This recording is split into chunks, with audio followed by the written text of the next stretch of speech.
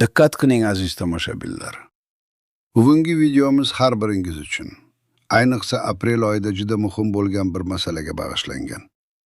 Agar siz aprel oyida bir kichik, ammo hal qiluvchi ishni qilmasangiz, may oyidan boshlab olishingiz kerak bo'lgan muhim to'lovlardan, ya'ni qo'shimcha to'lovlardan mahrum bo'lishingiz mumkin. Bu sizning oilaviy budjetingizga jiddiy ta'sir qilishi mumkin bo'lgan jiddiy masala. Bugun men sizga aynan nimani qanday qilish kerakligini batafsil tushuntiraman. Shuning uchun videoni diqqat bilan oxirigacha ko'ring. Hozirning o'zida kanalimizga obuna bo'ling va ushbu videoga like bosing. Bu ma'lumot ko'proq odamlarga yetib borishi uchun juda muhim. Asosiy muammo nimada? Avvallari ko'pchilik qo'shimcha to'lovlar, nafaqalar va ijtimoiy yordam turlari kamroq byurokratiyaga ega bo'lib, ayrim hollarda avtomatik tarzda uzaytirilardi. Masalan, biror pensioner o'zining energiya subsidiyasini har yili qabul qilib kelgan bo'lsa, buning uchun alohida ariza berishga yoki hujjatlarni yangilashga hojat qolmasdi. Uning statusi o'zgarmagan bo'lsa, to'lovlar shunchaki davom etaverardi. Bu tizim bir qancha qulayliklarga ega edi. Ammo ayni paytda davlat byudjeti resurslaridan samarasiz foydalanish xavfini ham yuzaga keltirardi. Ba'zi hollarda odamning moddiy ahvoli yaxshilangan bo'lsa ham, u avtomatik ravishda qo'shimcha to'lovlarni olishda davom etaverardi. Bu esa adolatsizlikka sabab bo'lardi. Endi esa vaziyat tubdan o'zgargan. Hukumat ijtimoiy himoya tizimini yanada shaffof va adolatli qilish maqsadida bir qator islohotlarni amalga oshirdi. Bu islohotlarning asosiy yo'nalishlaridan biri ijtimoiy to'lovlarni raqamlashtirish va ularni olish mezonlarini aniqlashtirishdir. Endilikda ko'plab qo'shimcha to'lovlar va imtiyozlar har yili, ayniqsa belgilangan muddatlarda, masalan aprel oyida, sizning joriy moddiy ahvolingiz, oilaviy tarkibingiz va boshqa tegishli ma'lumotlaringizni tasdiqlashni talab qiladi. Davlat byudjetidan sarflanayotgan har bir so'm adolatli va manzilli ravishda yetkazilishini ta'minlash maqsadida ma'lumotlar bazalari o'zaro integratsiya qilingan va fuqarolarning ma'lumotlari muntazam ravishda tekshiriladi. Bu shuni anglatadiki, siz endi o'zingizning to'lov huquqingizni faol ravishda tasdiqlashingiz kerak. Aks holda, tizim sizni avtomatik ravishda belgilangan mezonlarga mos kelmaydi deb hisoblashi va may oyidan boshlab to'lovlarni to'xtatishi mumkin. Shuning uchun bugun men aynan shu yangi talablar haqida gapirib beraman. Keling, birinchi asosiy qismga o'tamiz. Nimalarni bilish kerak? Kimlar xavotirlanishi lozim va kimlar xavotirlanishi shart emas? Siz bilishingiz kerak bo'lgan eng muhim narsa shuki, hozirgi kunda ko'plab ijtimoiy to'lovlar, jumladan ayrim turdagi nafaqalar, subsidiyalar va kompensatsiyalar sizning daromadingiz va oilaviy ahvolingiz haqidagi ma'lumotlarning har yili yangilanishini talab qiladi. Bu qo'shimcha to'lovlar deganda, masalan, yoshi ulug'lar uchun beriladigan maxsus qo'shimcha nafaqalar, kam ta'minlangan oilalarga beriladigan moddiy yordam, nogironligi bo'lgan shaxslarga beriladigan ayrim imtiyozli to'lovlar, kommunal xizmatlar uchun beriladigan kompensatsiyalar va shunga o'xshash pullik yordamlar nazarda tutilmoqda. Bu tizimning maqsadi yordam aynan unga muhtoj bo'lganlarga yetib borishini ta'minlash. Agar siz aprel oyida belgilangan muddat ichida o'zingizning joriy holatingizni tasdiqlovchi ma'lumotlarni taqdim etmasangiz yoki ariza bermasangiz, may oyidan boshlab bu to'lovlar to'xtatilishi mumkin. Kimlar xavotirlanishi kerak? 1. Kam ta'minlangan oilalar. Agar siz timir daftar, ayollar daftari yoki yoshlar daftariga kiritilgan bo'lsangiz va muntazam ravishda moddiy yordam yoki subsidiyalar olsangiz, sizning holatingizni tasdiqlovchi ma'lumotlarni yangilashingiz shart. Bu ayniqsa bolalar nafaqalari, moddiy yordam kabi to'lovlarga tegishli. Masalan, agar siz o'tgan yili kambag'al oila sifatida ro'yxatga olingan bo'lsangiz va bola parvarishi bo'yicha nafaqa olgan bo'lsangiz, bu yil sizning oilangizning umumiy daromadi o'zgarishi mumkin edi. Yangi qoidalarga ko'ra, oilaning har bir a'zosining daromadi qayta hisoblanadi va belgilangan mezonlarga mos kelishi kerak. Agar siz aprel oyida o'zingizning joriy daromadingiz haqida ma'lumot bermasangiz, may oyidan boshlab bu nafaqa to'xtatiladi. 2. Ma'lum turdagi imtiyozli pensionerlar. Ba'zi pensionerlar, masalan, yakka yolg'iz yashovchi, nafaqaxo'rlar uchun beriladigan qo'shimcha to'lovlar yoki kommunal xizmatlar uchun kompensatsiyalar, ular boshqa daromad manbalariga ega emasligi yoki belgilangan daromad chegarasidan oshmaganligi sharti bilan beriladi. Agar siz o'tgan yili pensiyangizga qo'shimcha ravishda kommunal to'lovlar uchun subsidiya olgan bo'lsangiz, bu yil sizning moddiy ahvolingiz yoki oilaviy tarkibingiz o'zgargan bo'lishi mumkin. Hozirda tizim shu kabi o'zgarishlarni muntazam ravishda kuzatib boradi va sizdan bu ma'lumotlarni tasdiqlashni talab qiladi. Misol uchun, agar pensioner Farog'at opa o'z uyining elektr energiyasi uchun subsidiyani har oyda olayotgan bo'lsa, o'tgan yilgi ma'lumotlar bo'yicha uning daromadi belgilangan chegaradan past bo'lgan. Lekin bu yil uning bolasi xorijdan pul jo'natishni boshlagan va bu uning umumiy daromadini oshirgan bo'lishi mumkin. Farog'at opa bu haqida o'z vaqtida ma'lumot taqdim etmasa, may oyidan boshlab uning subsidiya to'lovlari to'xtatib qo'yiladi. 3. Nogironligi bo'lgan shaxslar. Ayrim turdagi nogironlik nafaqalari yoki ular bilan bog'liq qo'shimcha to'lovlar shaxsning mehnat qobiliyati darajasi yoki uning boshqa daromad manbalariga ega emasligi bilan bog'liq bo'lishi mumkin. Agar siz nogironlik nafaqasi yoki u bilan bog'liq qo'shimcha to'lovlar olsangiz, o'z holatingizni muntazam tasdiqlashingiz lozim. Ba'zi hollarda, agar nogironligi bo'lgan shaxsning sog'lig'i yaxshilansa va u qisman ishga layoqatli bo'lsa, u ham o'z daromadi haqida ma'lumot berishi kerak bo'ladi. 4. Boshqa imtiyozli toifalar. Davlat tomonidan ma'lum shartlar asosida beriladigan boshqa har qanday qo'shimcha moddiy yordam yoki kompensatsiyalar oluvchilar. Masalan, qishloq joylarda yashovchi ayrim oilalar uchun ajratiladigan maxsus subsidiyalar yoki ma'lum kasb egalari uchun beriladigan rag'batlantiruvchi to'lovlar ham vaqti bilan qayta tasdiqlanishi talab etilishi mumkin. Kimlar xavotirlanishi shart emas? 1. Doimiy pensiya oluvchilar. Agar siz faqatgina oddiy pensiya olsangiz va pensiyangizga hech qanday qo'shimcha subsidiya yoki imtiyozlar bog'lanmagan bo'lsa, siz ko'pincha bu jarayondan xavotirlanmasangiz ham bo'ladi. Oddiy pensiya to'lovlari agar sizda o'zgarishlar, masalan, familiya o'zgarishi, yashash joyi o'zgarishi bo'lmasa, avtomatik tarzda davom etadi. 2. Yaqinda hujjatlarini yangilaganlar. Agar siz so'nggi bir necha oy ichida o'z ma'lumotlaringizni, masalan, ijtimoiy himoya bo'limlariga yoki yagona darcha markazlariga taqdim etgan bo'lsangiz va bu ma'lumotlar hali ham amalda bo'lsa, siz hozircha xavotirlanmasligingiz mumkin. Lekin baribir vaziyatni aniqlashtirish uchun tegishli idoralarga murojaat qilish zarar qilmaydi. 3. To'lovlari daromadga bog'liq bo'lmaganlar. Agar sizning qo'shimcha to'lovlar, masalan, davlat mukofotlari, bir martalik yordamlar yoki moddiy ahvolingizga bog'liq bo'lmagan boshqa turdagi to'lovlar bo'lsa, ularni yo'qotish xavfi kamroq. Misollar bilan tushuntiraman. Birinchi misol, Ahmad aka, 70 yoshli pensioner.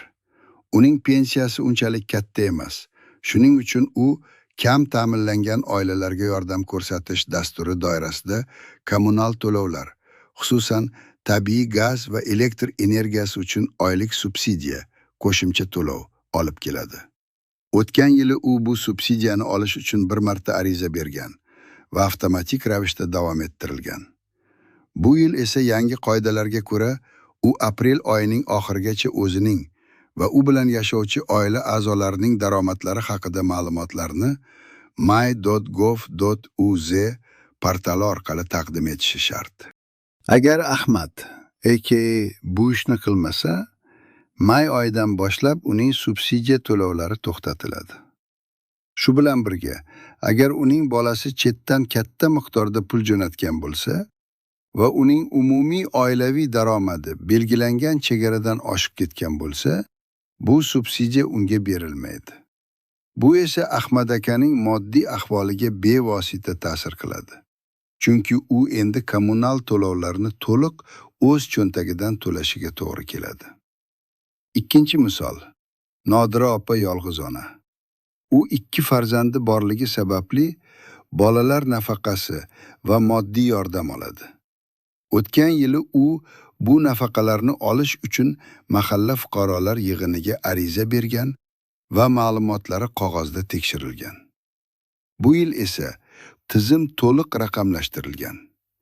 Nodira opa aprel oyining 2 sanasigacha o'zining va farzandlarining shaxsiy ma'lumotlarini, yashash joyi va eng muhimi, so'nggi tirish oy ichidagi daromadlari haqidagi ma'lumotni elektron tarzda my.gov.uz yoki yagona darcha markazlari orqali taqdim etishi shart. Agar u aprel oyida bu ishni qilmasa, may oyidan boshlab uning bolalar nafaqasi to'xtatiladi. Tasavvur qiling, bu har oyda uning oilasiga qo'shimcha kirib keladigan muhim mablag' edi. Agar u bu mablag'dan mahrum bo'lsa, bolalarning kundalik ehtiyojlarini qondirishda jiddiy qiyinchiliklarga duch kelishi mumkin. Shu sababli bu masalaga juda jiddiy yondashish kerak. Uchinchi misol. Alisher nogironligi bor shaxs. U 3-guruh nogironligi bo'yicha nafaqa oladi va unga qo'shimcha ravishda davlat tomonidan dori-darmon xarajatlarini qoplash uchun ma'lum bir miqdorda qo'shimcha to'lov ham ajratiladi. Bu qo'shimcha to'lov uning ish joyi yo'qligi va daromadi pastligi sababli beriladi. Alisher o'tgan yili hech qanday hujjat taqdim etmasdan bu to'lovlarni olgan. Lekin yaqinda u masofaviy ish topgan va oyiga minimal ish haqidan biroz ko'proq daromad topa boshlagan. Yangi qoidalar bo'yicha Alisher aprel oyining oxirigacha o'zining joriy daromadi haqida ma'lumot berishi shart. Agar u bu ma'lumotni taqdim etmasa yoki yolg'on ma'lumot bersa, nafaqadan mahrum bo'lishi mumkin. Hatto agar uning daromadi belgilangan chegaradan oshib ketgan bo'lsa ham, u bu haqida xabar berishi shart. Aks holda, kelajakda ortiqcha to'langan mablag'ni qaytarish talabi paydo bo'lishi mumkin. Bu esa yanada katta muammolarga olib keladi. Bu misollar sizga vaziyatning jiddiyligini va nimaga e'tibor berish kerakligini tushuntirib berdi degan umiddaman. Keling, endi ikkinchi asosiy qismga o'tamiz. Istisnolar, tuzoqlar va noaniq jihatlar. Bu yangi tizimda bir qancha istisnolar, e'tibor berish lozim bo'lgan tuzoqlar va ko'zdan panada qolishi mumkin bo'lgan noaniq jihatlar mavjud. Ularni bilish sizni ko'plab bosh og'riqlardan xalos qiladi. Istisnolar. 1. Ayrim og'ir nogironlik guruhlari. Ba'zi hollarda juda og'ir nogironlikka ega bo'lgan shaxslar uchun to'lovlar avtomatik tarzda uzaytirilishi mumkin. Chunki ularning holati kamdan kam hollarda o'zgaradi va ularning mehnatga layoqatsizligi aniq. Biroq bu har doim ham shunday bo'lavermaydi va faqatgina tegishli tibbiy xulosa bilan tasdiqlangan hollardagina amal qiladi. Agar siz shu toifaga kirsangiz ham, aniqlik kiritish uchun mahalliy ijtimoiy himoya bo'limiga murojaat qilishingizni tavsiya qilaman. 2. Davlat mukofotlari va bir martalik yordamlar. Agar siz faqatgina bir martalik yordam yoki prezident farmoni bilan beriladigan maxsus davlat mukofotlari kabi to'lovlar olsangiz, ular daromadingizga bog'liq bo'lmagani uchun ularni tasdiqlash talab qilinmasligi mumkin. Bu to'lovlar doimiy xarakterga ega emas va ularning berish tartibi boshqacha belgilanadi. 3. To'lov shartlari o'zgarmagan maxsus guruhlar. Kamdan kam hollarda ba'zi maxsus guruhlar uchun, masalan, Ulug' Vatan urushi qatnashchilari va nogironlari, Chernobil AES fojiasi oqibatlarini bartaraf etishda qatnashganlar, to'lov shartlari o'zgarmasdan qolishi mumkin. Ammo bu ham aniq qonun hujjatlari bilan belgilanadi va umumiy qoidadan istisno hisoblanadi. Tuzoqlar va noaniq jihatlar. 10. SMS va elektron xabarnomalarni e'tiborsiz qoldirish. Hozirgi kunda davlat idoralari fuqarolarga muhim ma'lumotlarni SMS xabarlar, elektron pochta yoki my.gov.uz portali orqali yuborishmoqda. Ko'pchilik bu xabarnomalarni e'tiborsiz qoldirishi yoki spam deb hisoblashi mumkin. Shuni unutmangki, bu xabarnomalar sizni qo'shimcha to'lovlardan mahrum bo'lishdan saqlab qoladigan yagona manba bo'lishi mumkin. Misol uchun, Ijtimoiy himoya agentligi Ahmad akaga uning kommunal subsidiya to'lovlarini davom ettirish uchun daromad deklaratsiyasi topshirishi kerakligi haqida SMS yuborgan bo'lishi mumkin. Lekin u buni spam deb o'chirib yuborgan. Natijada u ma'lumotni o'z vaqtida taqdim eta olmadi. 2. Ma'lumotlarni noto'g'ri kiritish. Elektron arizalarni to'ldirishda xato qilish juda oson. Noto'g'ri raqamlar, familiya yoki ismda harf xatosi, sanani noto'g'ri ko'rsatish arizangizning rad etilishiga sabab bo'lishi mumkin. Tizim avtomatik ravishda xatoliklarni aniqlaydi va sizning arizangizni qayta ishlashni rad etadi. Bu esa sizga qimmatli vaqtni yo'qotishingizga va belgilangan muddatdan kechikishingizga olib kelishi mumkin. Tasavvur qiling, Nodira opa o'z daromadini kiritishda xato qiladi va bu ma'lumot tizimdagi boshqa ma'lumotlar bilan mos kelmaydi. Natijada uning arizasi rad etiladi va u qaytadan to'ldirishga majbur bo'ladi. Lekin vaqt juda kam qolgan bo'lishi mumkin. 3. Muddatlarni o'tkazib yuborish. Eng keng tarqalgan xato bu muddatlarni e'tiborsiz qoldirish. Odamlar ko'pincha har doimgidek bo'lsa kerak degan fikr bilan eski tartibga ishonishadi. Hukumat tomonidan belgilangan har bir muddatga juda jiddiy qarash kerak. Aprel oyining oxirgi kuni ko'plab to'lovlar uchun kalit sana bo'lishi mumkin. Agar siz o'sha sanaga qadar kerakli ishni qilmasangiz, may oyidagi to'lovni yo'qotishingiz deyarli aniq. 4. Oilaviy tarkib yoki daromaddagi o'zgarishlarni o'z vaqtida bildirmaslik. Agar sizning oilaviy ahvolingizda, masalan, nikoh, ajrim, farzand tug'ilishi yoki vafoti yoki daromadingizda sezilarli o'zgarishlar bo'lsa, bu haqda zudlik bilan tegishli idoralarga xabar berishingiz shart. Aks holda siz noqonuniy ravishda ortiqcha to'lov olgan bo'lishingiz mumkin va keyinchalik bu mablag'ni qaytarish talabi bilan duch kelishingiz mumkin. Bu juda yoqimsiz vaziyat bo'lib, jiddiy moliyaviy oqibatlarga olib kelishi mumkin. 5. Qo'shimcha to'lov turlarining xilma-xilligi. Qo'shimcha to'lov atamasi ostida turli xil subsidiya va yordamlar yashiringan bo'lishi mumkin.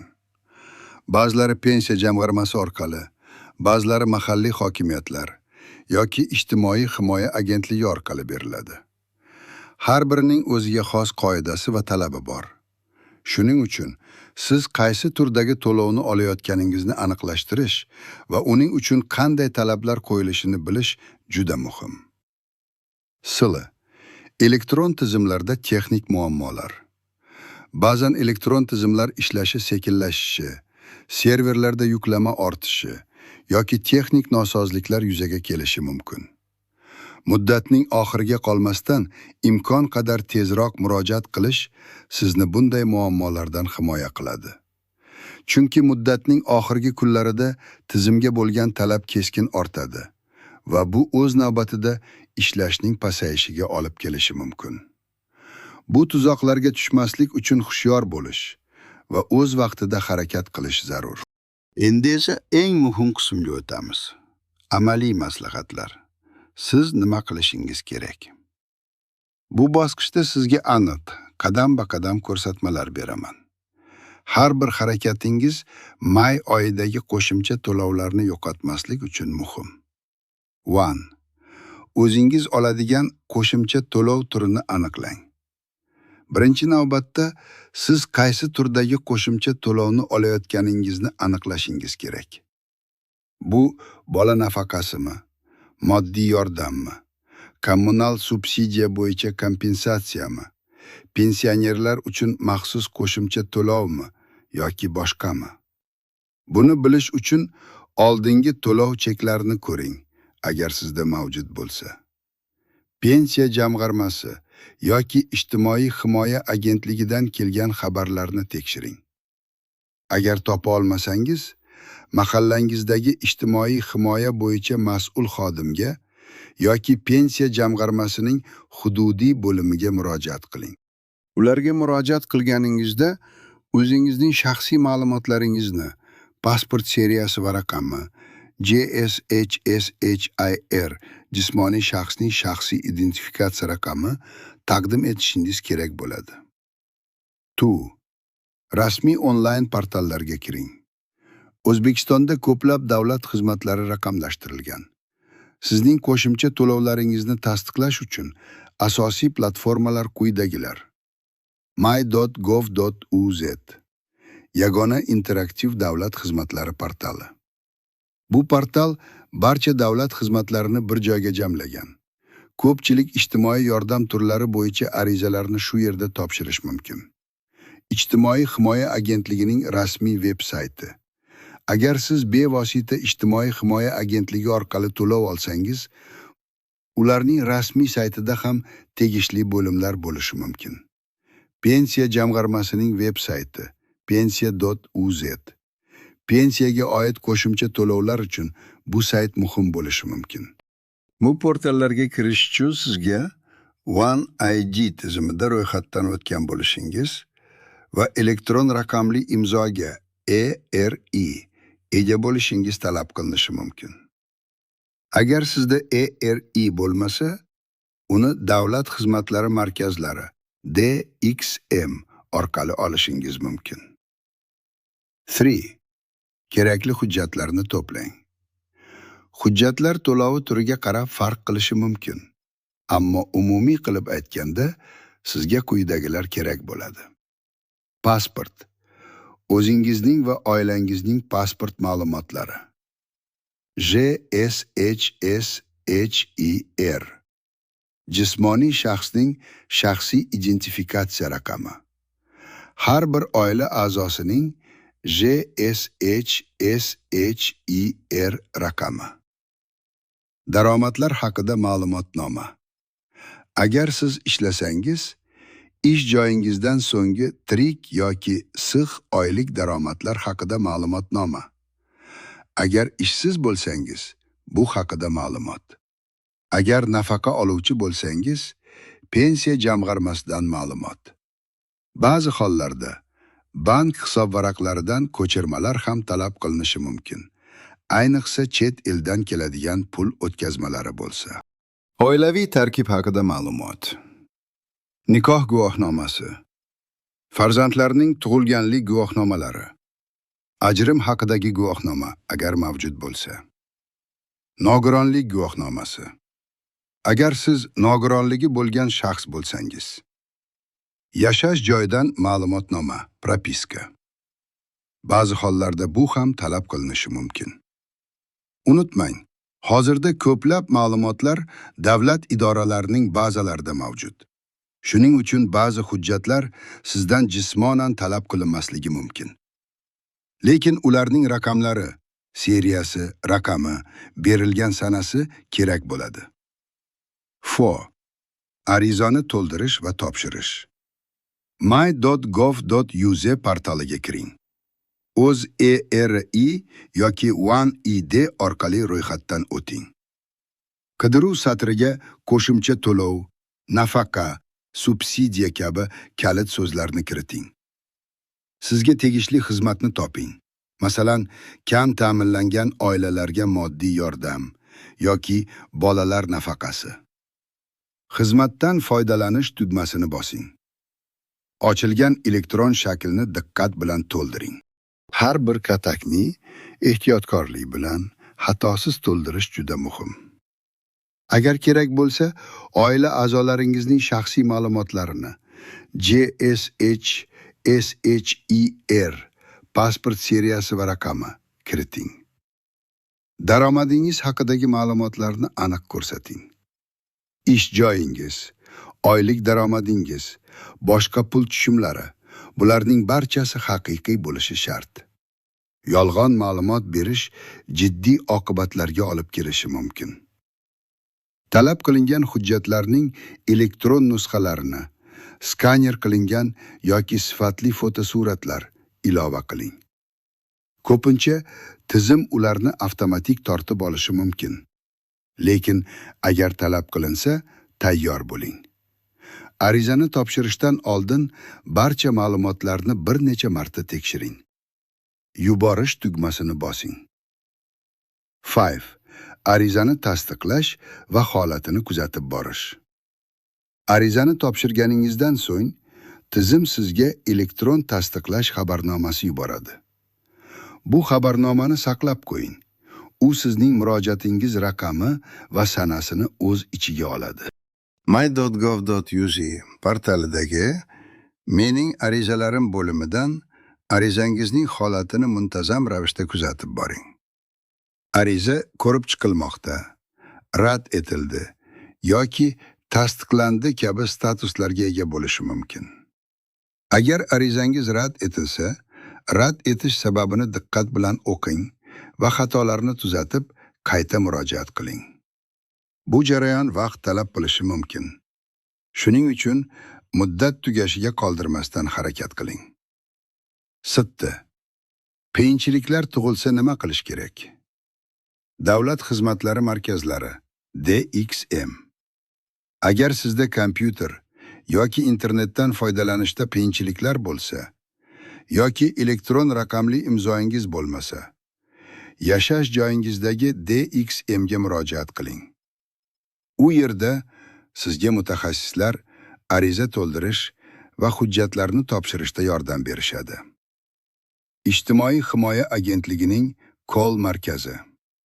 Agar savollaringiz bo'lsa, Ijtimoiy himoya agentligining qisqa raqamiga odatda 1102 qo'ng'iroq qiling. U yerdagi operatorlar sizga aniq ma'lumot berishadi va yo'naltirishadi. Mahalla fuqarolar yig'ini. Agar siz mahalla qo'mitasidan moddiy yordam olsangiz, mahalla raisi yoki ijtimoiy masalalar bo'yicha mas'ul xodimga murojaat qiling. Ular ham sizga yo'l ko'rsatishi mumkin. Pensiya jamg'armasining hududiy bo'limlari. Agar muammo bevosita pensiya bilan bog'liq bo'lsa, pensiya jamg'armasining mahalliy bo'limiga shaxsan murojaat qiling. Yodingizda bo'lsin, eng muhimi, kechiktirmasdan aprel oyida harakat qilish. Biror shubhangiz bo'lsa, imkon qadar tezroq tegishli idoralarga murojaat qiling. Axir, bu sizning oilangizning moliyaviy barqarorligiga ta'sir qiladigan muhim masala. Aziz tomoshabinlar, bugungi videomizda aprel oyida amalga oshirilishi shart bo'lgan muhim qadamlar haqida atroflicha ma'lumot berdim. May oyida qo'shimcha to'lovlardan mahrum bo'lmaslik uchun bu ko'rsatmalarga amal qilish juda muhim. Eslab qoling, bu yil yangi tizim joriy etilgan va u sizdan faol harakatni talab qiladi. Shuning uchun imkon qadar tezroq, muddat tugashiga qoldirmasdan barcha kerakli ishlarni qiling. Umid qilamanki, ushbu ma'lumot sizga foydali bo'ldi. Sizning fikringiz biz uchun juda muhim. Iltimos, o'z sharhlaringizni video ostiga yozib qoldiring. Siz qanday qo'shimcha to'lovlar olasiz? Ushbu yangiliklar haqida avvalroq bilarmidingiz? Qanday qiyinchiliklarga duch keldingiz? O'z tajribalaringiz bilan bo'lishing. Ushbu videoga like bosing va kanalimizga obuna bo'lishni unutmang. Bu bizga kelajakda yanada ko'proq foydali va muhim ma'lumotlarni taqdim etishga yordam beradi. Sog' bo'ling va o'zingizni asrang.